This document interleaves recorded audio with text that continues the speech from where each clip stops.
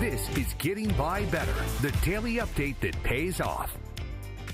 I'm Carly Barnett. Thank you for joining us on Getting By Better, where we give you actionable advice to help you save, stretch your dollar, and take control of your financial future.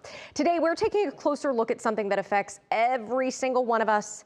That is inflation. The latest Consumer Price Index, or CPI, just dropped. It is a measure of your everyday costs, things like food, housing, and energy. It shows annual inflation did not change from January to February, staying at 2.4%. On a monthly basis, prices rose, though, 0.3%. Economists say that's because we saw some of those costs passed down from businesses to consumers because of tariffs. Karen Caifa is in Washington with a look at what's up and what's down. Inflation held steady last month, according to government data released Wednesday.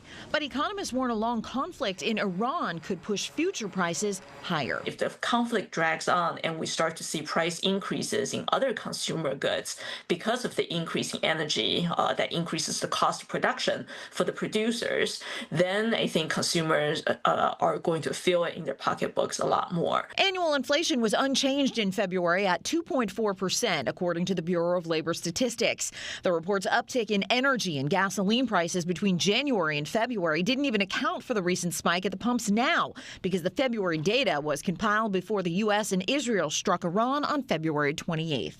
Aixa Diaz of AAA says spring is already a time of year when gas prices typically climb. Springtime is when you've got spring break travelers, you've got gasoline demand going up, the weather's getting nicer, more people want to get out. And also summer blend gasoline will hit the market soon, and that's a more expensive blend of gasoline. February's inflation report also showed overall increases in the cost of shelter and food. Highly imported goods feeling the impact of President Donald Trump's tariffs, like apparel, household furnishings, and coffee, and medical care. The state of the overall economy may depend upon how much price pressure consumers can take. In Washington, I'm Karen Caifa.